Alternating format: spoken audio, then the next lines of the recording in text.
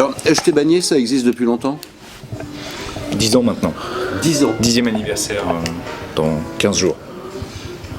Vous êtes négociant, spécialisé sur le Languedoc.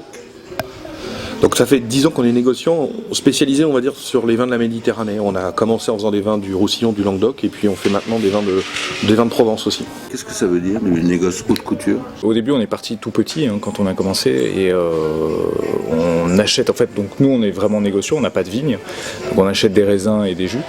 Et haute couture, je pense que c'est par opposition aux gros négoces qu'on connaît plus traditionnellement dans notre région. Donc nous, on travaille sur des tout petits volumes avec des producteurs, des caves particulières et des caves coopératives.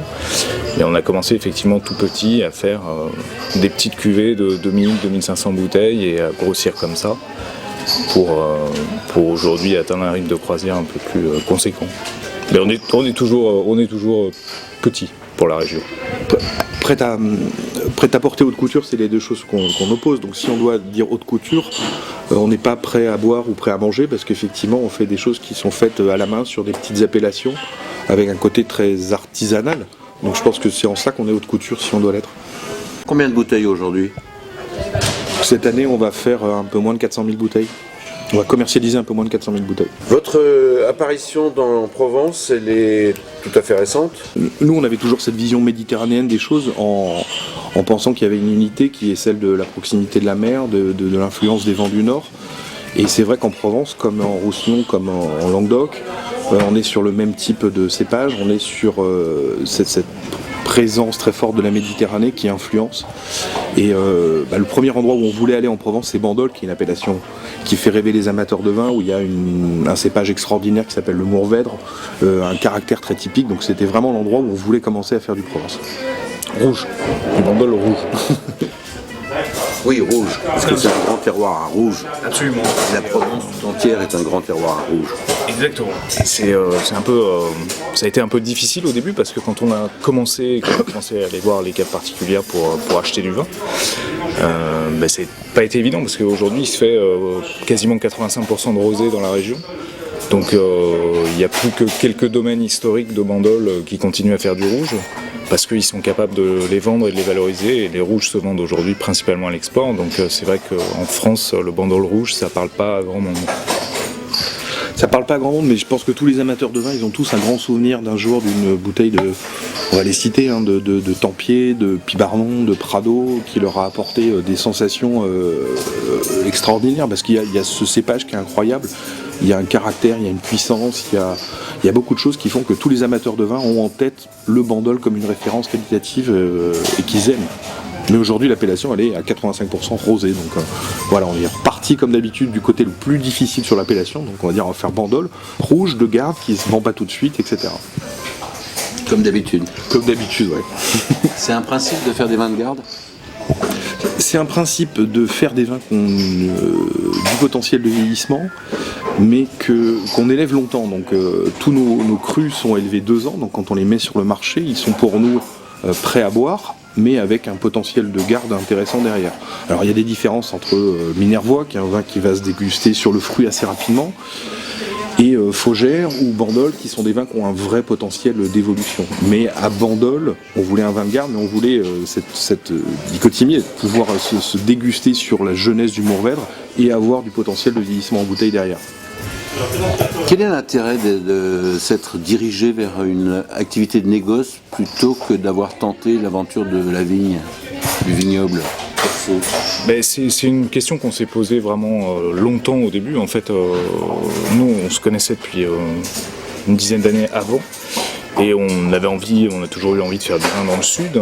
Et effectivement, ça a été un vrai choix le négoce, parce que c'est pas une question d'argent. Dans le sud, la vigne est pas chère. Donc on aurait pu acheter des magnifiques grenages dans le Roussillon, des choses, vraiment des très belles vignes. Mais on a pensé que l'opportunité, elle était vraiment sur la sélection des meilleurs fruits, la sélection des meilleurs raisins, parce qu'il y a une qualité de matière première dans le Roussillon et le Languedoc qui est exceptionnelle. Il y a des gens qui savent faire du raisin, il y a des gens qui savent faire du jus. Après, nos compétences, elles sont plus sur de la sélection, de l'élevage et de l'assemblage. Donc c'est vraiment ce qui nous est apparu assez clairement au moment où on a créé Acheter Bagné. Aussi, sur la Méditerranée, on est dans un environnement différent en termes de négoce que peut l'être la Champagne ou la Bourgogne ou la vallée du Rhône. Sous-entendu, en Bourgogne, si vous avez un vigneron qui veut vendre quelques tonnes de raisins de Gevrey-Chambertin ou quelques hectolitres, vous avez 50 négociants prêts à acheter les jus parce que ça s'appelle Gevrey-Chambertin et entre guillemets bon ou mauvais, ça se vendra.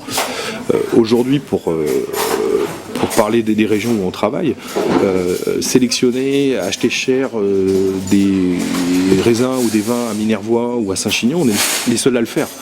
Donc vous avez vraiment cette liberté extraordinaire d'aller chercher exactement ce qu'on voulait comme raisin, exactement ce qu'on voulait comme raisin ou comme vin, et travailler nos assemblages après comme on le souhaitait. Est-ce que vous imposez aux vignerons à qui vous achetez des moûts, des raisins ou des vins, est-ce que vous leur imposez un cahier des charges à la vigne ? Non, on n'impose rien.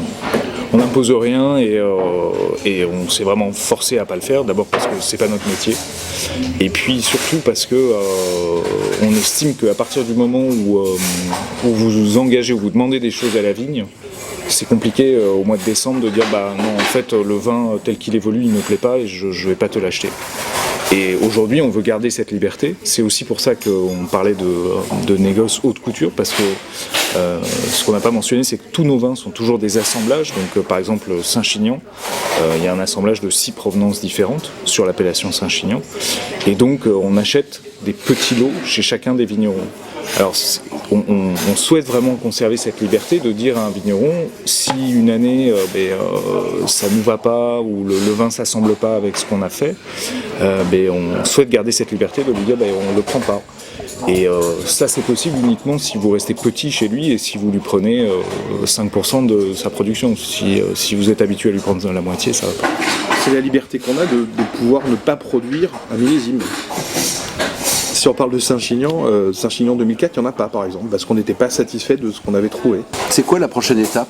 Prochaine étape, en tout cas le prochain vin, c'est un Côte de Provence rosé, parce qu'aujourd'hui et depuis 8 ans, nous on produit un Languedoc rosé qui est à base de Syrah, donc avec de la couleur, avec un degré relativement élevé. Et aujourd'hui, on souhaite produire un rosé complètement différent, donc plus sur des bases de Grenache et de Cinsault, pâle, léger et avec ce caractère très provençal, avec beaucoup de minéralité et de fraîcheur. Donc on travaille là-dessus en ce moment. Inimaginable de vous trouver plus au nord dans le Rhône, à Bordeaux ou... Assez peu probable. Non, inimaginable en fait.